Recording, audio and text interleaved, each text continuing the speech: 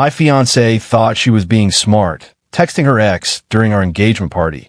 Can't wait to see you tonight. She forgot her message was synced to my iPad. I just raised my glass. Hours later, she found out the party was her goodbye. The party was in full swing, exactly as I planned. We had about 100 people packed into the backyard of my house, the one I bought and renovated myself. Caterers were circling with trays of champagne and appetizers. A string quartet was playing something classy in the corner, and my fiancée Megan was glowing. She was the center of attention, holding court with her bridesmaids, showing off the ridiculously large diamond on her finger. From the outside, it was a perfect picture, a celebration of our future. I was playing the part of the proud host, shaking hands, laughing with relatives, making sure everyone's glass was full. But on the inside, I was just waiting. About an hour into the party, I excused myself to go inside, supposedly to check on the music playlist. The iPad we were using was connected to the sound system sitting on the kitchen counter. It was also, as I knew, synced to Megan's iMessage account. It was a convenience we'd set up ages ago. Tonight, it was a liability for her. As I walked up to the counter, the screen lit up with a new message notification. It wasn't the content that caught my eye first. It was the name Derek, her ex-boyfriend. The one she'd sworn up and down was completely out of her life. A toxic chapter she had closed long before she met me. My heart started a slow, heavy drum beat in my chest. I opened the message. It was a reply to one she had sent just a few minutes earlier from the middle of her own engagement party. Her message was at the top. Megan, this is so boring. Can't wait to get out of here. Just hold on a little longer. Is tonight still on? Absolutely. Can't wait to see you tonight. I stared at the screen for a full minute. The sound of the party outside fading into a distant buzz. It wasn't shock I felt. It was a weird sense of confirmation, like finding the final piece of a puzzle I didn't even know I was solving. All the little things from the past year suddenly clicked into place. The secretive phone calls, the night she was out with the girls, and came home smelling of a cologne that wasn't mine. The way her eyes would glaze over when I talked about our future. A hot white wave of anger washed over me, so intense it almost made me dizzy. I wanted to smash the iPad against the wall. I wanted to storm outside and drag her in front of everyone and expose her for the liar she was. But I didn't. That would be messy, emotional. And this situation didn't call for emotion. It called for precision. I took a deep breath. I looked out the window at her. She was laughing, throwing her head back. Not a care in the world. She had no idea her entire world was about to be systematically dismantled. I walked back out into the party, a perfect smile plastered on my face. I went straight to the bar and got a fresh glass of whiskey. Then I found my best man, my brother, and told him two things: to get the catering captain and to be ready for a show. Update 1. The performance that followed was worthy of an award. I spent the next hour working the crowd like a politician. I talked to Megan's parents, telling them how happy I was to be joining their family. I complimented her mother's dress. I discussed business with her father, a pompous old guy who always looked at me like I was something he'd scraped off a shoe. He owned a string of car dealerships and had never approved of his daughter marrying a guy who'd built his own software company from scratch instead of inheriting a business. Tonight, he was all smiles, basking in the reflected glory of a party he wasn't paying for. I found Megan by the outdoor fireplace, surrounded by her giggling bridesmaids. I put my arm around her, kissed her, and told her she looked beautiful. She gave me a quick, distracted peck on the cheek and immediately turned back to her friends. I was an accessory, a prop in her perfect engagement fantasy. The whole time, my plan was solidifying. I had a quiet word with the catering captain. I told him there was a change of plans for the end of the night. The expensive party favors we'd ordered, custom engraved silver keychains, were to be held back. Instead, I gave him a box of cheap gag gift plastic rings from my office. I told him to have his staff hand them out as people were leaving. He looked confused, but the size of the tip I'd already given him ensured he didn't ask questions. Next, I went to the lead musician in the string quartet. I handed him a $100 bill and made a special request for the last song of the night. He raised an eyebrow at my choice, but agreed. Finally, at around 9 o'clock, As the sun was setting and the garden lights were beginning to glow, I knew it was time. I grabbed a champagne flute and stepped onto the small raised patio that served as a stage. I tapped my glass with a knife, the clear ringing sound cutting through the chatter. A hush fell over the party. If I could have everyone's attention for a moment, I began, my voice steady and confident. Megan looked up at me, a proud, possessive smile on her face. She thought this was for her, and in a way it was. I want to thank you all for coming tonight to celebrate with us. I continued, raising my glass. This has been an incredible evening, surrounded by family and friends. When I decided to ask Megan to be my wife, I thought I knew what love was. I thought it was about building a future together, about loyalty, and about trusting someone with your entire heart. I paused, letting the words hang in the air. I looked directly at Megan, whose smile was starting to falter. But I've learned recently that people can have very different definitions of those words. For some, a future is just a temporary arrangement. Loyalty is just a suggestion, and trust is just an opportunity to be exploited. A nervous murmur rippled through the crowd. Megan's face had gone pale. Her father was looking at me with a thunderous expression. Some of you might think this is a strange time to be having these revelations, I said, my voice hardening. But clarity can come at the most unexpected moments. For instance, it can come when you see a message from your fiancée to her ex-boyfriend.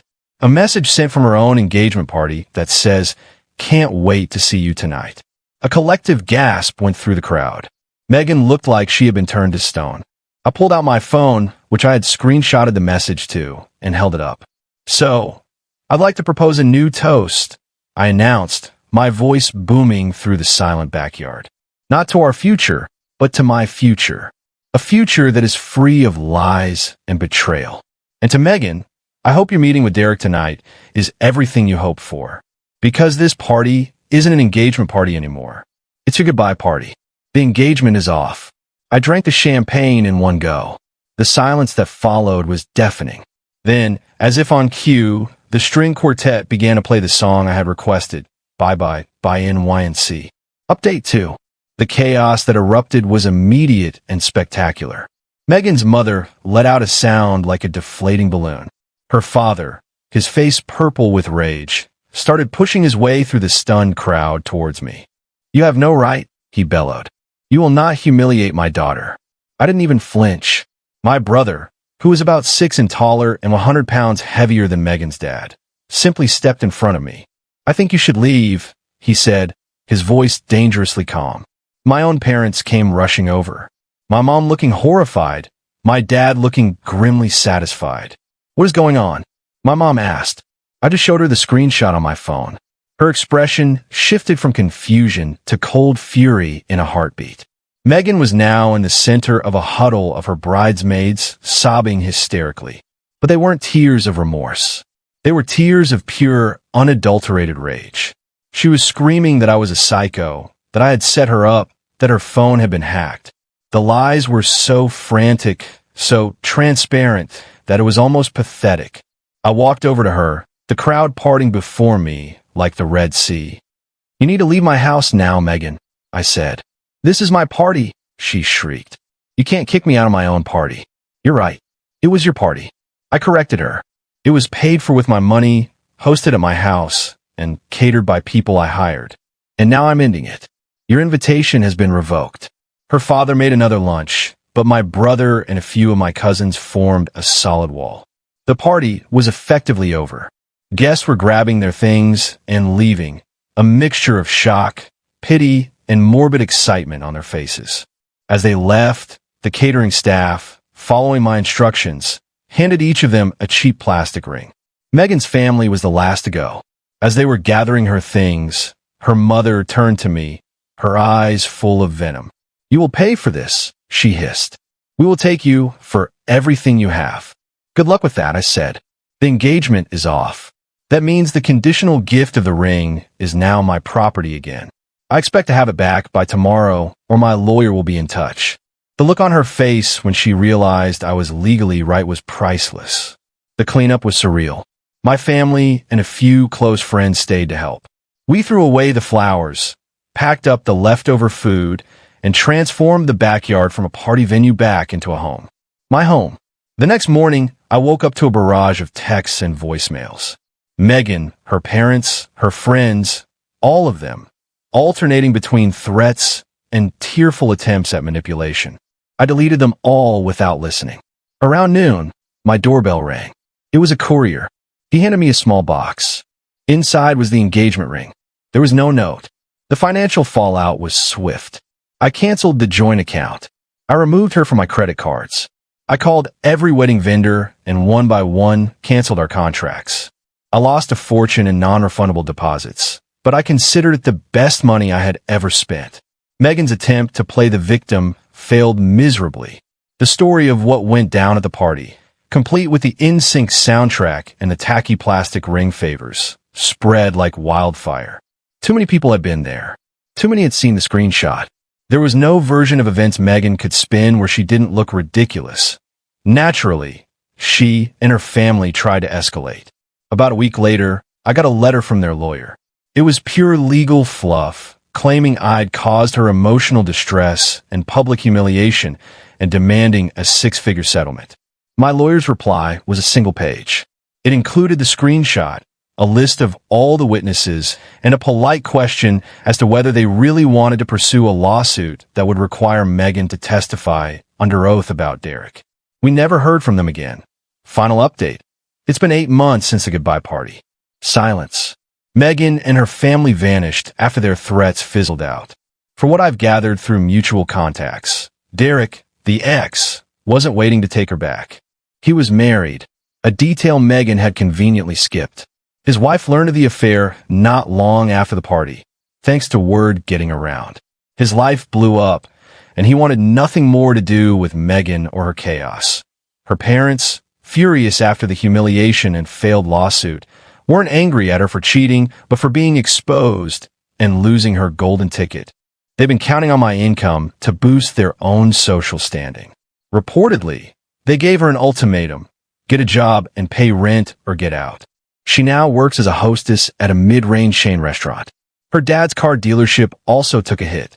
The scandal was so widely known that it hurt his reputation.